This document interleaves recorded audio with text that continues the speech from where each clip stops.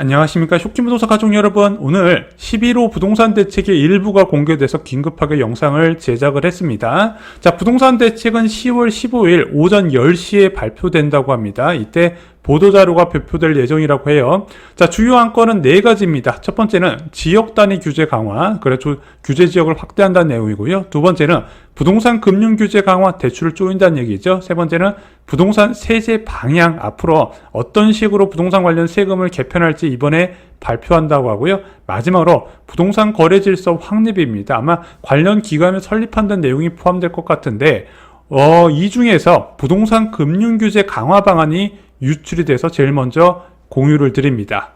첫 번째, 이번 대출 규제의 메인이라고 할 수 있는 주택담보대출 최대 한도 축소입니다. 현재 수도권과 규제 지역은 6억 원까지 대출이 가능하죠. 이게 627 부동산 대책에 나왔던 규제입니다. 하지만 4개월도 안 돼서 이 최대 한도가 축소가 됐어요. 어떤 식으로 축소되냐? 주택가격 기준, 수도권 전체에 적용되는 규제고요. 주택가격 기준 15억 이하는 대출 한도가 6억 원으로 유지가 되는데, 15억에서 25억 아파트는 4억 원으로 줄어들고요. 25억 초과하는 아파트는 2억 원으로 줄어들게 됩니다. 그래서 10월 16일부터 적용이 되기 때문에 대책 발표일 10월 15일까지 매매 계약을 체결한 사람들은 기존 대출 한도를 적용받을 수 있어요. 자, 이건 왜 이렇게 만들었을까요? 바로 고가 아파트 쏠림 방지 목적입니다. 그래서 수도권 어디든 고가 아파트가 있으면 좀 수요를 줄이려고 하는 목적으로 만들어졌다, 이렇게 보시면 되고요. 특히 25억 초과하는 아파트가 2억 원으로 줄어들었잖아요. 이 25억 초과하는 아파트가 어디 많다? 강남 상구에 있다 보니까 강남 상구의 핀셋 규제 적용이다, 이렇게 보시면 되는데, 다만 이주비 대출은 현행과 동일하게 주택가격 관계없이 최대 6억 한도를 그대로 적용을 한다고 합니다. 이 이주비 대출은 아무래도 재개발, 재건축, 공급과 관련된 영향이 있다 보니까 따로 건들지는 않는다고 해요. 대출한도 얼마나 줄어드는지 예를 들어 보겠습니다. 잠실 리센츠 33평이 있어요. 현재 굉장히 뜨겁죠. 매매가격 35억 전후로 해서 거래가 활발히 진행되고 있습니다. 자, 한도가 6억인데 이것이 2억으로 줄어들게 됩니다. 자, 왜 이런 규제를 만들었을까요? 보통 아파트를 이런 상급지 아파트는 이제 갈아타는 수요가 대부분을 차지하는데, 갈아타기 할 때 기존보단 최소 5억 이상 비싼 아파트를 삽니다. 그럼 갈아타기 하지 말라고 만든 규제라는 거예요. 자, 마포 레미안 푸르지오 34평 보겠습니다. 현재 마포구 급등의 중심지죠. 매매 가격 25억까지 올라갔습니다. 한도가 6억에서 4억으로 줄어들게 되는데, 문제는 25억에서 매매 가격이 더 올라가면 한도가 4억에서 2억으로 줄어들게 된다는 거죠. 그리고 고덕자의 34평 보겠습니다. 올해 고덕동, 상일동 지역이 많이 올랐죠. 현재 34평 매매 가격은 18억 5천부터입니다. 대출 한도가 6억에서 4억으로 줄어들게 되기 때문에 적어도 이 아파트를 매수하려면 15억의 현금을 갖고 있어야 된다는 겁니다. 그럼 15억의 아파트는 어떨까요? 자, 산성역 포레스티아를 예로 들어 보겠습니다. 성남시 수정구에 위치해 있고요. 32평 현재 매매호가 14억 5천으로 현재 비규제 지역으로서 최대 대출한도 6억 원이 적용이 되는데, 이번에 수정구가 규제 지역으로 지정될 가능성이 높아 보여요. 규제 지역으로 지정되면 LTV 비율이 70에서 40%로 줄어들게 되죠. 그럼 14억 5천 아파트의 대출한도가 5억 8천입니다. 자, 이번에 규제 지역으로 지정한다 그래도 대출한도가 큰 차이를 보이지는 않아요.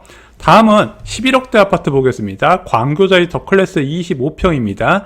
매매 가격 11억 5천만 원입니다. 여기도 지금 현재 LTV 비율이 70% 적용되는 비규제 지역이지만, 만약에 영통구가 규제 지역으로 지정된다면 대출 한도가 4억 6천만 원으로 줄어들게 됩니다. 자, 산성역 포레스티아나 광교자의 더클래스 대출 한도가 줄어들긴 하지만, 위에 있는 잠실 리센츠, 마포 레미안 푸르지오, 고덕자에 비해서는 대출 한도가 그렇게 많이 줄어든다는 느낌은 덜 받으실 수 있죠. 그래서 이런 대출 한도 변화에 따른 부동산 시장 유동성 움직임도 체크를 하시면 좋고요. 내일 영상에서 한번 다루도록 하겠습니다. 두 번째는 스트레스 금리 하한 상향 적용입니다. 현재 수도권은 하한이 1.5%인데 이것을 3%로 올린다고 합니다. 수도권 지역에 한해서요. 자, 이건 어떤 목적이냐면은, 자, 앞으로 금리 인하가 좀 지속적으로 일어날 거 아닙니까? 금리 인하할 때 이런 DSR 제도의 한도가 늘어나는데, 이 한도가 늘어난 것을 막을 목적으로 도입이 됐다, 이렇게 보시면 됩니다. 실제 지금 대출 한도 자체가 많이 줄어들기 때문에 이 제도는 크게 공부하실 필요는 없어요. 세 번째는 1주택자 전세대출 DSR 적용입니다. 나온 거 그대로 읽어드릴게요. 1주택자가 수도권과 규제지역에서 임차인으로서 전세 대출을 받는 경우에는 전세 대출의 이자 상환분을 차주의 DSR에 반영하기로 했다고 합니다. 다만 근본 조치가 무주택 서민 등에 미치는 영향을 감안해서 1주택자의 수도권과 규제지역 전세 대출에 우선 적용을 한다고 합니다. 향후 전세대출 DSR 시행 결과를 보아가면서 단계적으로 확대 방안을 검토할 것이다. 그래서 이번에는 1주택자만 적용하고 앞으로는 무주택자도 적용될 가능성이 있다는 부분을 체크를 했는데, 이게 청와대 정책실장이 이야기를 했지만 이게 서민대출이다 보니까 쉽게 규제를 가하기 어려운 측면이 있었는데 가장 약하게 나왔다 이렇게 생각을 합니다. 그래서 1주택자만 적용을 하고요. 또한 이자 상환분만 DSR에 반영이 돼요. 진짜 무섭게 적용하려면요, 전세대출을 원금을 상환하지는 않지만 원금을 상환한 것처럼 계산을 해가지고 DSR에 포함시키는 방향이 있는데 그렇게 나오진 않았다. 그래서 3번은 그렇게 큰 의미 있는 규제는 아니다, 이렇게 말씀드릴 수 있을 것 같아요. 네 번째는 은행권 주택담보대출 위험 가중치 조정 조기 시행입니다. 원래 내년 4월에 시행하기로 했던 위험 가중치 하한 상향 조정을 15%에 20%를 올리거든요. 이것을 내년 1월 1일로 앞당긴다고 합니다. 이게 무슨 뜻이냐면은 은행에서 주택담보대출 해주려면은 자본금을 더 쌓아야 된다는 뜻이에요. 보통 이런 것 때문에 막 시장이 움직이고 그렇지는 않기 때문에 그냥 참고로만 알고 계시면 됩니다. 다섯 번째는 규제지역 지정 시 강화된 대출규제 즉시 적용입니다. 이건 좀 그대로 읽어볼게요. 근본 규제지역 신규 지정에 따라서 규제지역을 많이 지정한다는 얘기예요. 투기과열지구와 조정대상지역을. 해당 규제지역에서는 기존 규정에 따라서 강화된 대출규제가 즉시 적용이 된다고 합니다. 그래서 LTV 비율이 70%에서 40%로 낮아지는데 6억 대출 한도는 비규제 지역도 그대로 적용이 되죠. 또한 중요한 게 이제 전세대출과 신용대출 차주의 규제지역 주택 구입이 제한이 됩니다. 원래 전세대출을 받은 사람이 투기과열지구에 주택을 구입하면 즉시 전세대출 반환을 내야 되고요. 1억 초과하는 신용대출 보유한 차주가 대출받은 지 1년 이내에 투기과열지구에 주택을 구입할 경우에도 이 대출이 회수됩니다. 그런 규제사항을 이야기하는 거예요. 그래서 주택담보대출의 비율이 70에서 40%로 줄어드는데 이번에 규제지역 지정이 어떻게 될지는 좀 뒤에서 한번 설명을 드리고요. 중요한 거는 무엇이냐?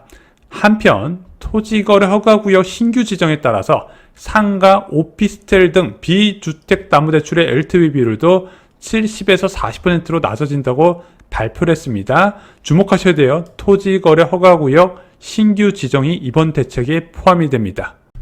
규제지역 확대 범위가 시장의 관심 포인트입니다. 자, 그런데 오늘 오전에 나온 중앙일보 단독 보도를 보면요, 규제지역, 조정대상지역과 투기과열지구는요, 서울 전역과 경기 일부 지역이 유력하다고 합니다. 그래서 풍선 효과가 나타날 우려가 있는 지역까지 같이 묶어버리겠다고 해요. 특히 경기 일부 지역 같은 경우는 이제 서울 옆세권이 대거 포함될 것 같고요. 경기도에서 좀 고가 아파트가 있는 지역들, 신도시 같은 지역은 포함될 가능성이 있습니다. 근데 지금은 뭐 대출 규제가 수도권 전역에 적용되다 보니까 예전에 비해서 그렇게 규제지역 지정 효과가 크진 않아요. 이거는 보통 주택수를 늘리는 사람한테 영향을 주는 것이고, 주택수를 늘린 게 아니라 똘똘한 한 채로 관련 사람한테 그렇게 영향을 주지 못해서 어떤 제도가 더 중요하냐? 바로 토지거래 허가구역 지정이 훨씬 중요합니다. 자, 근데 이 기사에서는 어떻게 나왔냐? 서울과 경기 주요 지역을 포함해서 광범위하게 지정하는 방안을 검토하고 있다고 해요. 근데 지금 이 기사에서 봤을 때는요, 야당에서는 이게 광범위 지정에 대해서는 좀 선거를 앞두고 좀 부담스러워한다는 이야기가 있습니다. 그래서 이번에 보도자료에서 나왔겠지만요, 규제지역 지정 대폭 확대와 그리고 토지거래 허가구역 확대는 디폴트로 깔고 간다, 무조건 나온다, 이렇게 보셔야 될 것 같습니다. 아니, 토지거래 허가구역 국토부 장관이 지정할 수 없지 않나요?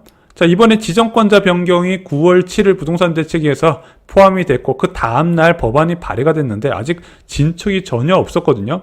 근데 2개 이상 시와 도의 투기 우려가 있을 경우에는 국토부 장관도 지정이 가능하다고 합니다. 그래서 주요 과열 지역의 토지거래 구역 지정 가능성이 굉장히 높아졌어요. 그래서 한강벨트는 기본으로 들어갈 거다. 그리고 과천 분당도 포함될 거라 저는 생각을 합니다. 내일 오후에 특집 영상을 제작하겠습니다. 자, 지금 규제 지역 범위하고요, 세제 규제 관련된 내용이 포함이 안 됐어요. 그래서 뭐 이번에 세제 관련된 규제가 나온다기보다는 앞으로 어떤 식으로 부동산 세제를 개편하겠다는 이제 로드맵이 나올 것으로 보여지는데, 그와 관련된 내용까지 좀 초등학생도 알기 쉽도록 요약을 드리겠습니다. 그리고 이번에 1110 부동산 대책으로 어떤 파급 효과가 날 건지까지도 내일 영상에서 가급적 최대한 많이 다루도록 하겠습니다. 부동산 가격은 1년 내내 오르지 않는다 말씀드렸습니다. 보통 겨울을 기점으로 해서 좀 조정기에 들어가는데, 이번 1110 부동산 대책이 그것을 만들 수 있을지 다시 한번 좀 살펴봐야 될 것 같습니다. 자, 오늘 영상 도움이 되셨나요? 도움이 되셨다면 구독과 좋아요 부탁드리고요. 이 소식 주변 분들께 공유 꼭 부탁드립니다. 감사합니다.